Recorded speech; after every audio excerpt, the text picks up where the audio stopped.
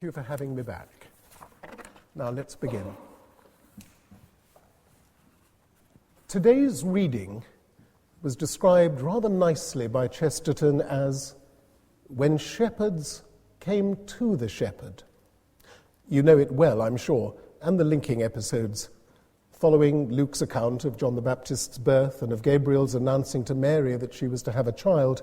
Here we have angels alerting men to recognize a particular baby as Messiah and Saviour, inaugurating a new age of God's goodwill towards us. In fact, thanks to festivals of 9 lessons and to paraphrases in popular carols, you probably know the passage virtually by heart. Very likely you know, too, the corresponding passages in Matthew, where the infant Jesus is visited by star-led magi, bringing gifts of gold and frankincense and myrrh. So we're well placed, I think, to scrutinize together both those birth narratives, as the theologians call them. That's what I want to do. My reason, however, is rather shameful. It's because too many people are skeptical about them, patronizingly, unwisely, supposing sometimes that they're fit only for children. Mind you, I admit the narratives pose several very obvious problems, but if those are faced, I'm confident that we discover the difficulties are more apparent than real. Unfortunately, it means I'm going to be dry and argumentative, even more than I usually am. Really, I would prefer to be speaking positively about the Incarnation, but when surveys suggest that 30% of English vicars have reservations about the virgin birth, you'll appreciate there is a need to address such doubts. Not that defending the biblical story means defending the way it's nowadays celebrated. The current commercialization of Christmas isn't entirely secular, but obviously it's some way removed from the original Christian core. Santa Claus, supposedly resident at the North Pole, aided by elves, transported by reindeer, slithering down chimneys, presents, stockings, trees, tinsel baubles, wreaths, cards, vastly elaborated meals. None of those, except for gifts and presents, could I find in a New Testament Greek lexicon. And at the risk of seeming to say, bah, humbug, we really should remind ourselves that all those features are inessentials and potentially distracting. They may be delightful to many, but they're actually a serious strain on many others. Nevertheless, people do continue to be drawn to Christmas, in numbers suggesting that they're drawn by something deeper than nostalgia. Nor will I defend, nor need I, since it's not in the biblical accounts, the conventional dating. Dionysius Exiguus was a 6th century Byzantine monk who saw Jesus' birth as history's great watershed. Consequently, he split time asunder, separating the years since our Lord, AD, from those before Christ, BC. Both the idea and the insight behind it were entirely laudable. It's only unfortunate that his calculations weren't. AD 1 certainly wasn't when Jesus was born, as we'll see. As for the day, it was surprisingly long before Jesus' nativity had its own place in the Christian calendar. In the 3rd century, it was celebrated jointly with his baptism, usually on January the 6th. Not till the 4th century did it feature on its own, first in Rome and maybe North Africa around 350, in Constantinople 25 years later. It became widespread only in the 5th century, and then grew in importance and scale once the Emperor Justinian made it in the 6th century a public holiday. The actual day, 25th of December, was first proposed as a suitable one for the feast by Hippolytus of Rome in the early 3rd century, though, as I've just said, it took quite a while to catch on. He felt March the 25th, the spring equinox, was an appropriate occasion for Gabriel to have told Mary that she was going to have a child, and therefore he suggested that the birth be celebrated 9 months later. Is it a coincidence that that's the same time as Saturnalia, the pagan winter solstice, held on what was, in the old Julian calendar, the shortest day of the year? The coincidence has given rise to skeptics complaining that Christmas appropriated the old pagan festival. It's true, at least insofar as both festivals mark the start of increasing light. But notice, please, the differences. Saturnalia was only about daylight. Christmas is about all light, especially spiritual light, the light of the world living a human life. Christmas eclipses the earlier rite by including all that had meant and far, far more besides. Christmas is the earlier thing expanded, no longer one-dimensional, but transformed into 2, 3, and more dimensions. If that's appropriation, you know, it's entirely appropriate. And that pattern, that dimensional expansion, we'll see again later. However symbolically apt it may be, I doubt 25th of December was really when Jesus was born. Shepherds out at night with their flocks isn't very plausible so late in the year. But there is a way, or so Messianic Jews I know tell me, there is a way to get an approximate idea when it happened. John the Baptist's father, you'll remember, Zechariah, belonged to the division of Abijah, 8th of the 24 groups of minor priests, from whom individuals were chosen by lot for the privilege of burning incense for a week once a year in the temple. Abijah's turn came during the second Sabbath of the month Sivan, and Zechariah's wife Elizabeth became pregnant with John shortly thereafter. Consequently, John would have been born on or around the 15th of the month Nisan, which happens to be Passover. Jesus, according to Luke, was 6 months younger, conceived therefore on or around the 25th of the month Kislev, which happens to be Hanukkah, the Feast of Lights, commemorating the dedication of the Second Temple. And so, he must have been born on or around the full moon on the 15th of the month Tishri, which happens to be Sukkot, the Feast of Tabernacles. Wouldn't it be evocative if we could make those connections precisely?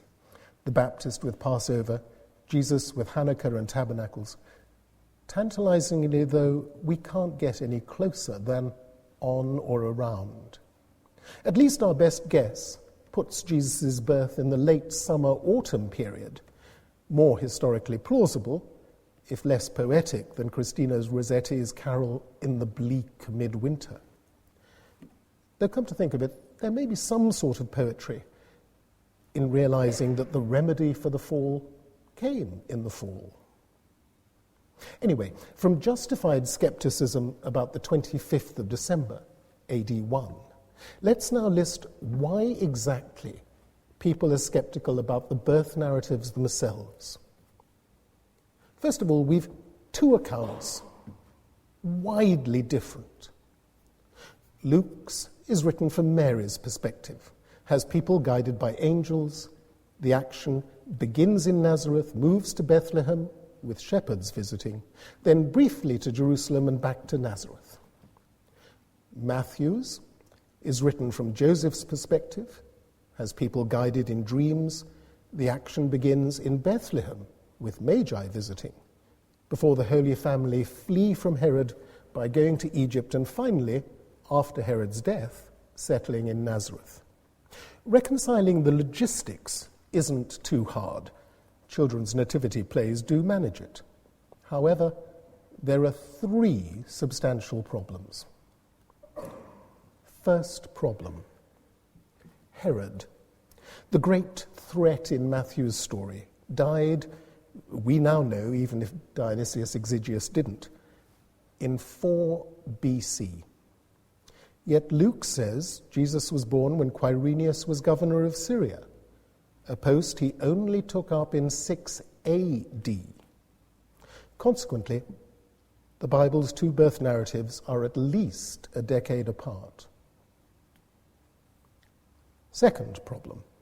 Matthew and Luke both supply genealogies for Jesus, but the list of names, from King David down to Joseph, are completely incompatible.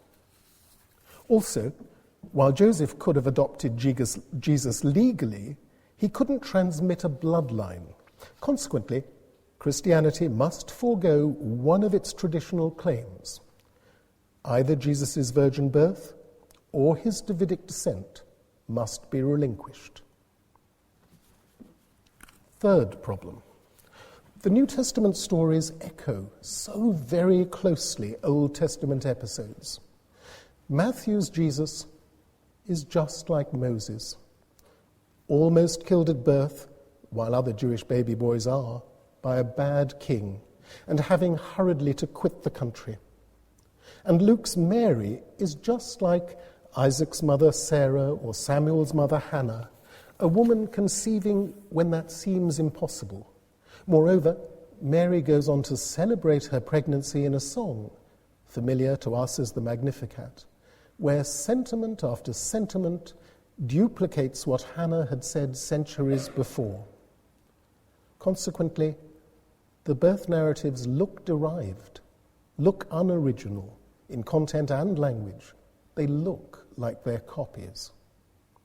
Let's be honest, those are quite substantial difficulties, and they certainly require answering. On dating, first of all, all the evidence points to the Herod dating prior to 4 BC, rather than Quirinius in 6 AD or later.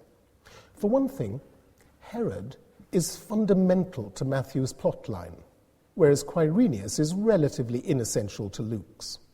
Additionally, we know that the strict Jewish sect, the Essenes, fled to Egypt to escape from Herod, returning only after his death, in the same way that Matthew says the Holy Family did. Admittedly, Herod's slaying baby boys in Bethlehem, the massacre of the innocents, as Christians call it, isn't explicitly confirmed by the Jewish historian Josephus. But Josephus does mention many other atrocities, including similarly motivated murders. Herod had his favorite wife, Mariamne, killed, and then, in 7 BC, 2 of her sons as well, all because she was a Hasmonean princess, a descendant of the Maccabees, and had a better, a more authentically Jewish claim to the throne than he had. And Julius Africanus tells us that Herod had all the public genealogical records destroyed to try to undermine any other potential claimants. It's worth noticing, too, what astronomers have come up with when they tried to identify the Magi's star. Han Dynasty Chinese records mention a nova, an exploding star, visible for 70 nights in 5 BC. Or maybe Kepler was correct to suggest that it was a striking conjunction of Saturn and Jupiter in the constellation of Pisces, something he calculated had been visible in 7 BC. He even found rabbinical references saying that just such an event would mark Messiah's birth. All those points support a Herod dating rather than Quirinius. And most telling of all, even Luke points to Herod's dating. For he says that Jesus began his public ministry aged about 30 in the 15th year of the Emperor Tiberius. That's 28 AD. So Luke must have realized Jesus was born a few years BC, must have realized it was several years earlier than Quirinius' 6 AD census. And Luke certainly knew about the 6 AD census because he refers to it in the book of Acts, to an abortive revolt led by Judas the Galilean, which that census provoked. Consequently, it's odd, it's very odd, that Luke aligns Jesus' birth with the first census when Quirinius was governor of Syria. In Egypt, a Roman census was held regularly, every 14 years, but I'm unaware of any subsequent one in Israel after the one that triggered Judas's revolt. So why does Luke say first census? Or did he say that? It's been argued that actually we're misled by an ambiguity in translation, that the word prote, commonly rendered first, should in this case be prior or previous to, in which case the questions about Quirinius are really just a mare's nest. All Luke is saying is that Jesus' birth was before Quirinius' census, and that's just what we'd expect, given that Luke was well aware Jesus was too old to have been born then. The apparent discrepancy of a decade disappears when we look a little more closely. Turning to the genealogies, Matthew's has curious features. There's a pattern. From Abraham to King David, 14 generations. From David through Solomon down to Jeconiah, the last king of Judah and deported to Babylon, 14 generations. Then from that exile to Joseph, described as the husband of Mary, the mother of Jesus, called the Christ, 13 generations. Why one short? Perhaps it's only when Jesus is accepted and called Christ, or is known as risen Lord, that the symmetry of Old Testament promises is completed. Incidentally, Jeconiah's presence in that genealogy is disquieting. You may know that the prophet Jeremiah cursed Jeconiah's line, declaring it would not produce the Messiah. Matthew's genealogy, despite being Davidic, cannot be messianic. Surprisingly, too, Matthew mentions women, 4. Rahab, Tamar, Ruth, Bathsheba, all tainted, either because they were morally reproachable or else foreign. The point, presumably, is symbolic, that even if Mary's unaccountable premature pregnancy looks wrong, God had previously worked his purposes through other women, compromised in their different ways. And when we compare Matthew's genealogy with Luke's, straight away the problem is obvious. Matthew says Joseph's father was Jacob. Luke's genealogy begins Jesus, supposed son of Joseph, of Heli, of Mattat, and so on. So who is this Heli? Mary's parents were Anna and Joachim. Now, Jeo and Eli are Hebrew prefixes both referring to God. So Joachim and Helikim, or Heli in its abbreviated familiar form, are in fact equivalent names. Once we realize that, we see that Luke's genealogy, like the rest of his birth narrative, is from Mary's perspective. It isn't Joseph's genealogy, it's hers. Even if her name, as would normally be the case in Jewish genealogies, was omitted. Moreover, Luke takes Heli's line back to David not through Solomon and the discredited Jeconiah, but through another of David's sons, Nathan. Thus, the genealogical problems are resolved. The apparent discrepancies stem from Matthew's family tree being Joseph's, while Luke's family tree is Mary's.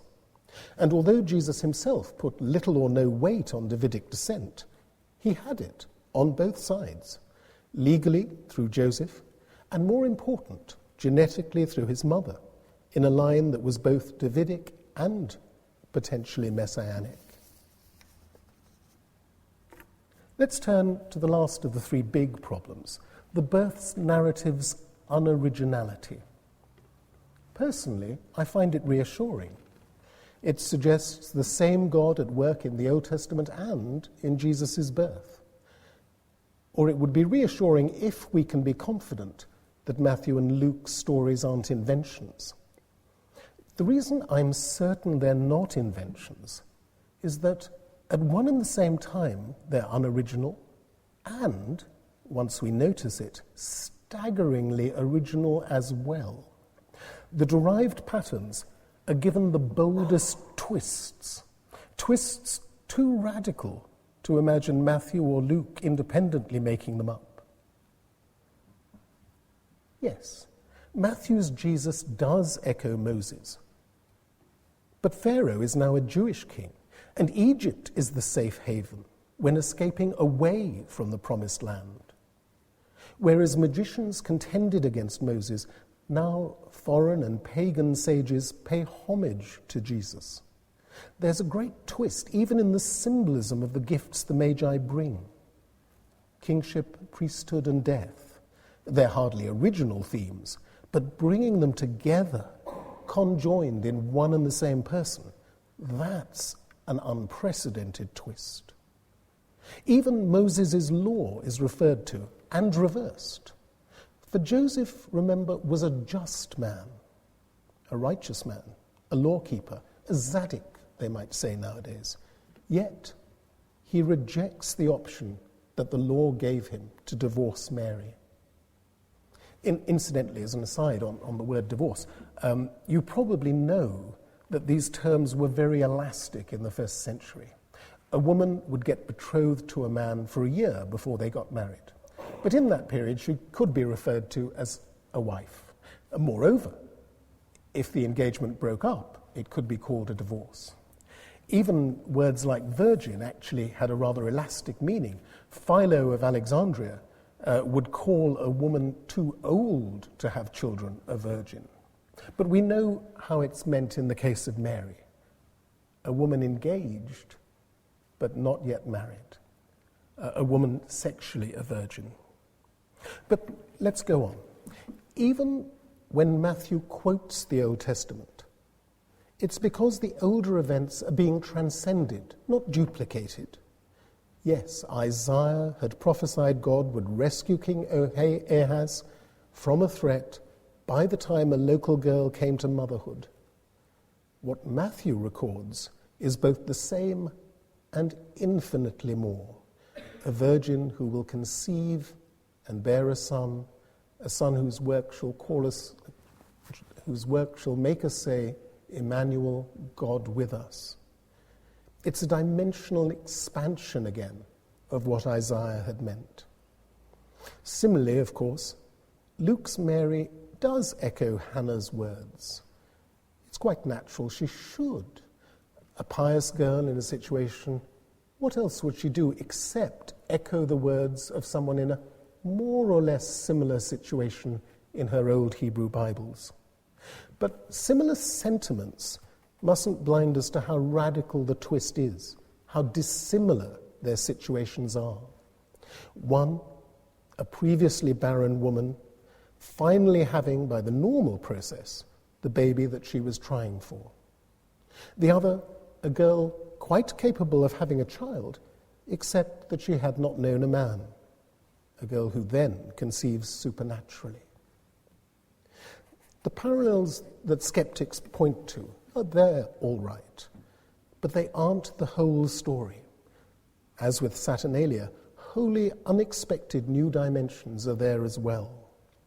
Even if you imagine that Matthew and Luke could both independently have made all that up, we have to ask, why would they? The fact is, and I'll be ending shortly by explaining the significance of this, the fact is, the virgin birth, biggest of those twists, wasn't part of the preaching package used by the early church to attract people and to convince them to convert. Matthew and Luke open their Gospels with it and then make no further reference to it. The Gospels of Mark and John never refer to it.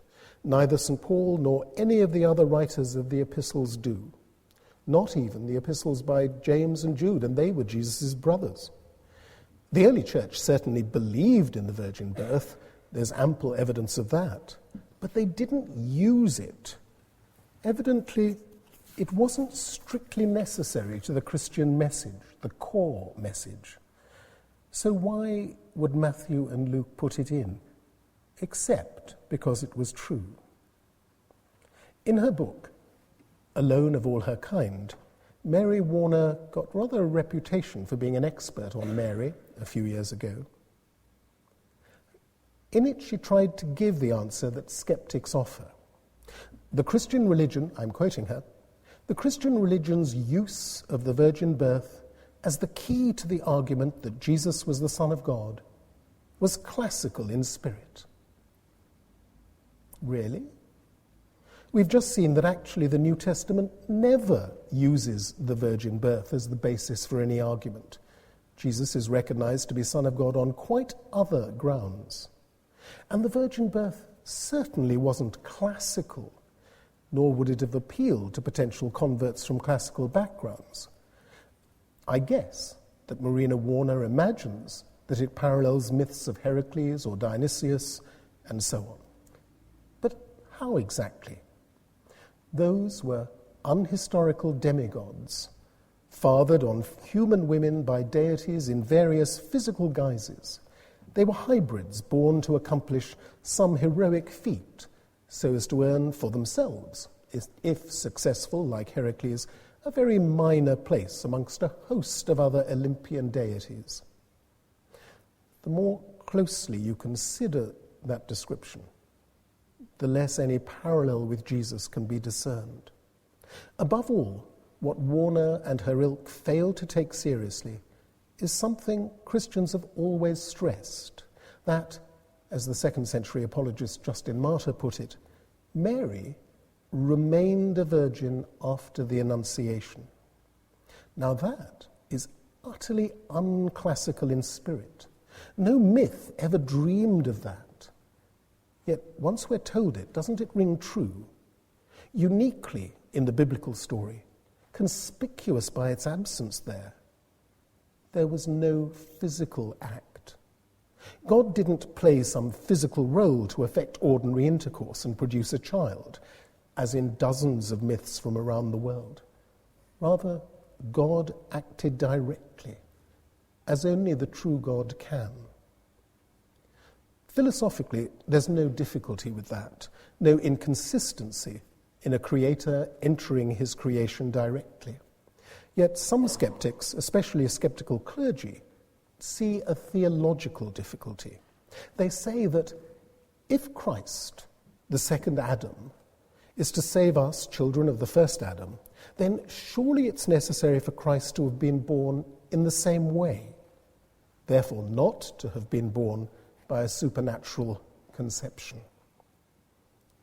Now, that sounds quite a powerful argument, but the answer is simply to remember we trace ourselves back to the first Adam, and he didn't have a human father either. Even if, as I personally suspect, God created Adam through a process of evolution, the first human's progenitors weren't human. Jesus' birth was supernatural, but so too was Adam's and, albeit a way down the line, ours too, just as our rebirth needs to be supernatural. I hope I've done something to answer the doubts about the birth narratives, but I must end by giving a warning of my own about Bethlehem. It's not enough. The story, which begins in a cave, for in all likelihood that's what the stable was, goes on into another cave, one previously unused and which, after it was used, was found to be empty.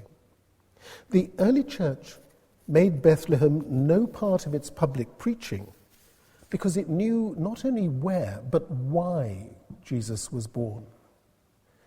As Saviour, so angels inform the shepherds. At the forefront of the church's message, therefore, has to be not the start, but the climax of the story. Jesus' crucifixion, resurrection, and ascended glory. The Creed says, for us and for our salvation, he came down to earth.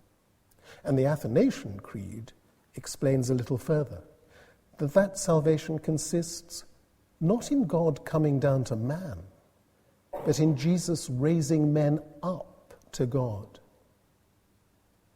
For Jesus is not only the shepherd to whom shepherds came, he is the good shepherd who lays down his life for the sheep.